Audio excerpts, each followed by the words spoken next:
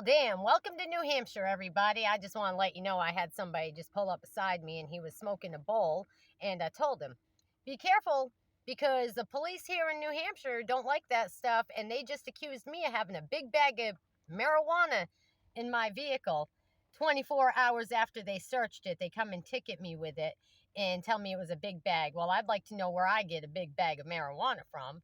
And I'd like to see the evidence, but I'm going to tell you my story. So you just hold on. And to all you haters out here that have been harassing, terrorizing, and stalking me, I have shared all of your frivolous emails, your social media pages, your names, and proof of evidence that you've been stalking, harassing, terrorizing, and setting me up, without a doubt. Isn't that true? Like a Brenda Rowell and a few others listed. Isn't that right? Let's start back in 2007 when my children were frivolously taken under a false warrant of abandonment.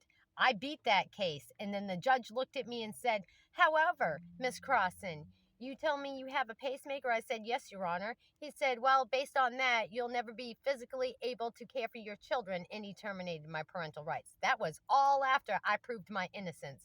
So how about that? A diagnosis of broken heart syndrome and Lyme carditis, and I'm very well fit.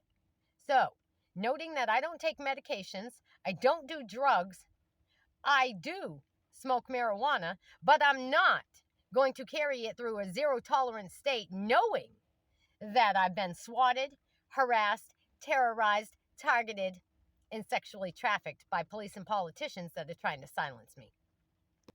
Everybody knows that back in December, I had 2 cops contacting me continuously. Everybody knows that on October 4th of 2023, I had reported as well as gone to the courthouse to file against the police and the politicians, protection from abuse, harassment, terrorizing, stalking, and targeting individual. Okay? Well, Christopher Ray, why don't you tell everybody about case number 992489-BS? That's right, Christopher W.R.A.Y., our top FBI agent, gave me that case number.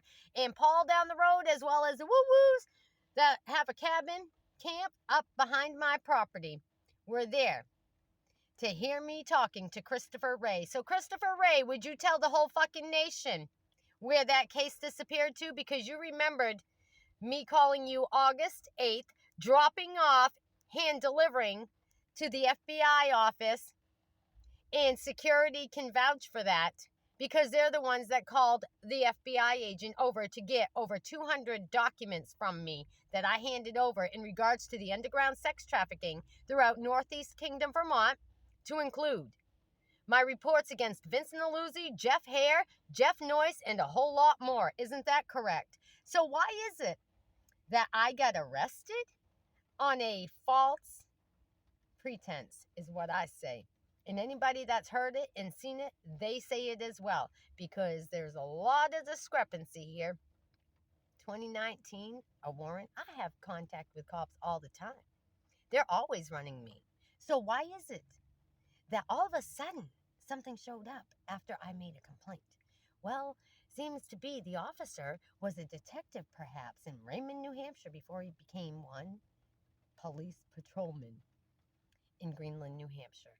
I was sitting in a parking lot, minding my own business in the morning, on a Sunday morning, mind you.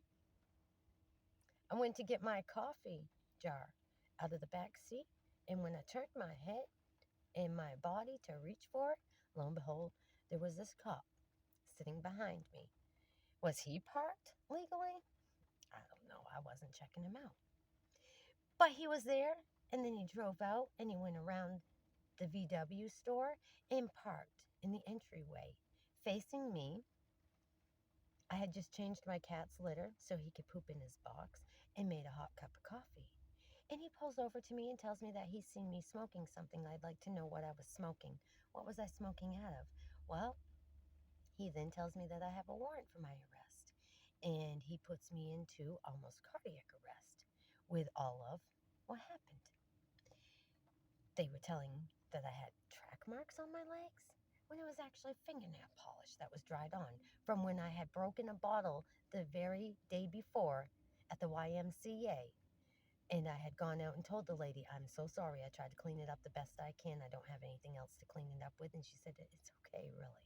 Well, obviously, it led to the EMTs and then the officer saying, I think she swallowed something. Well, if that was the case, if you thought I swallowed something and the EMTs are saying I got track marks and I heard it, it's all on video if he had his body cam on. They take me to the hospital. They do half-ass vitals because they didn't get my correct pulse, okay, from my finger pulse. But they said that my heart rate was 165. How's that with a pacemaker? And they cleared me. They didn't check me for urine or blood at Portsmouth Hospital, noting that the EMTs and the officer are saying that I was doing drugs and have track marks. Okay, so they clear me, handcuff me in the front, and take me to the jail, Rockingham County Corrections in Brentwood, New Hampshire. I was booked hours later, went to medical. They did a urine sample and told me that they had a trace of alcohol. Well, if I have a trace of alcohol in my system, you better be explaining that one too. They said, oh, well, it could be just the sticker labeling, so we're not going to count that. But there's marijuana in your system. Well, that's no doubt because I do smoke marijuana. But again, I'm not going to go out and buy a big bear of marijuana when I don't have the funding for that. And where am I going to get it from? If I got marijuana and you found it in my vehicle, why didn't I know about it when you found it? What was it in? Where was it? How much of it was there? What did it look like? Can you explain that to me, please? And can you explain to me, how was I labeled suicidal at the corrections when I had just been cleared from the hospital? I was not known to be suicidal first and second shift. I had a pen, paper. The corrections officer gave me 4 bags of Frito-Lay chips and told me, oh, these are gluten-free. Hopefully we'll have some gluten-free meals ordered for you soon. Oh, so you intended for me to stay? Sounds like quite the fucking setup if you ask me. Does it not to you? Third shift comes in and she tells me that she needs my pen. I'm not allowed to have it. Well, why is that? I've had it for first and second shift and now all of a sudden, third shift, I'm not allowed to have a pen. So she takes it and tells me I can have it back in the morning to get some sleep. They come back in and tell me they're moving me from one room to another. Okay. I go into the next room that they put me in. It's a 2-inch mattress on the floor, running water in the sink that wouldn't turn off, and the toilet being clogged.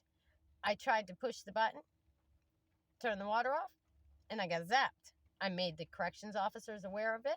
I was told to shut up.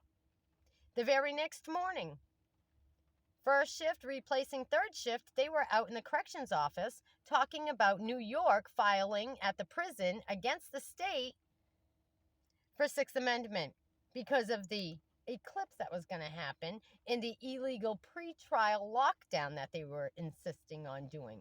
Well, it just happens to be that the water to the corrections office got turned off. There was no water in the building. They said they had to go get water from the nursing home, and it would be about an hour. The commissioner tells me today when I call that they were made aware of that weeks ago, that Monday, April 8th, the day of the eclipse, that there was going to be a water shut off throughout the building for a minimum of 4 hours. Why is that? The corrections officers didn't even know about it, allegedly and apparently. Well, also, I had put in for a grievance form, and they delivered it to me. I handed it back. It disappeared.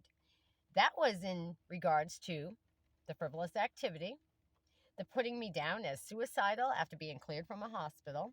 Okay? I've never been suicidal. I love myself, my daughters, my grandchildren, my friends, and my family. Why in the fuck would I be suicidal? Why would I be suicidal and asking and being concerned about the intake of food that might be gluten contaminated, lactose contaminated, and requesting a weighted blanket because of my Lyme's disease instead of the thin blanket that they give to everybody else. Kind of fucking strange, don't you think? The arresting officer, previously from Raymond, New Hampshire, again, isn't very far from Hillsborough County, where Jeffrey Noyce is the bail and bondsman until 2028. Jeffrey Noyce, ex-chief of police from Island Pond, Vermont, and Canaan, Vermont, who is known to have admitted to sexually assaulting one of the girls underage, being 15 years old, in the cruiser on a Halloween night, and he's still not set for trial, but he's been charged. How about that? Is there a relation to that? Because again, where, how, when, why, and what the fuck are you doing telling me that I have marijuana in my car? I would really like to know. I'd like to see the reports. I'd like to know how I got the money for it. Who did I get it from? I traveled from South Carolina. I ran out of gas. My car was impounded. I had to spend money out for that. I spent an enormous amount of money in gas. And when I get back in an inclemented storm, okay, I had to park at a truck stop. And so therefore, I would like again to know, where would I have gotten the money? What did it look like? Just tell me the answers, please. I'd really like to know. None of what has happened is making any sense. When I got my vehicle, I had a bill of sale, a title, all of the receipts to repairs and everything from the previous owner. What happened to that? Not able to register my vehicle without a title, right? Got the bill of sale, but I don't have anything else. And then when I was cleaning up the mess from my car being searched, I just happened to notice there's a seatbelt missing. I mind you, my daughter sat in the back of my vehicle on the way home, and there was a seatbelt because she was buckled. No, there's not one. How did that get removed? Removing a seatbelt would mean I wouldn't be able to get my inspection when I go for it. You have to have all seatbelts. Imagine that. I also found a tag that said "Do not remove," taken off a buddy heater that I haven't even used yet. How did that happen? Why would it say "Do not remove" and then it's removed? There's tags on blankets, pillows, and clothing that say "Do not remove." I've never removed them. Imagine that. I also mentioned that when the police officer asked me to roll down my window so that he could ask for my registration and license, I didn't have a key in the vehicle because the key had been in my purse, which I had forgotten inside the store the night before. So I had made them aware of that. One officer goes in, he comes back out with my clutch purse. Lo and behold, there was the key in my purse. So, again, the car wasn't moving. He was sitting up behind me, reading the plate, obviously, and then he took off. And mind you, he told me when I was under arrest. He read me my Mirandas, and then he continued to speak to me after, on the way to the jail after we left the hospital. Okay? So, I would like to know, I would really like to know, why were you sitting behind me, running my plate, and then watching for me to leave, which I wasn't because I didn't even have the key, and I wasn't anyways because the plate had expired. I was with all intent to register the vehicle before I took off, which I intended to do on Sunday. Okay? Now, can you tell me what would make a suggestive situation of dried nail polish on my leg being track marks? What would make that officer say to me without even knowing me, yet the plate's in my daughter's name? He said to me, "I know you don't like cops." Oh, really? How do I not like cops? How would you know anything about me if you weren't checking into me and then come up on me? Okay? I'd really like to know that. When the officer got my clutch purse and went through it, he kept it. There wasn't anything in it except for my personal information in my car key. That should have gone with me to the jail, shouldn't have it? So that if I had a bail, I could have made it. But you see, I didn't even have to go in front of the judge. The attorney already took care of that for me. I wasn't allowed to talk to an attorney, call my FBI agent Christopher Ray, or anybody when I was in there. I had a CO say to me as he held up the jug of water and said, "Crossan, did you say you wanted some water?" And they continuously called me by Crossan, noting somebody had to have said something because they continuously called me by my former name. Why was I so adamant about walking over a mile and a half to the police department to talk with the town administrator and the chief of police if I had done something wrong? Can you answer that? Also, I'm just going to end this with, if you have been harassed by police in the town of Portsmouth or Greenland, please contact me, and I ask you to share this. Share it with everybody you can, so that if anybody is listening to me, if you've been harassed, have you had ever that anything was planted in your vehicle or made up stories against you by police? Contact me. Let's do something about it. You can follow me. You can subscribe and share my videos. You can also join me in a class action lawsuit. It's called Justice. I'm seeking justice, and I've given all the names up and down the highway from Maine to Florida, and they all know it. And coincidentally, I'm being charged with shit that I haven't done, and I'm not happy about it. But I'm going to roll with it, and I'm going to do what I'm supposed to do, which is nothing illegal. I have no intent, anyways, had no intent, and wasn't trying to. And when the cop was nice enough to give me the key and told me I could drive my car down here, just don't drive it anywhere else because without the registration, because I would get impounded. Well, I'm not going against his word. So how is it that I'm such a bad person? Can you tell me? Please share the videos and start standing up for yourselves, even though you don't want to stand up for me and all my haters watching. Well, I love you too, bitches.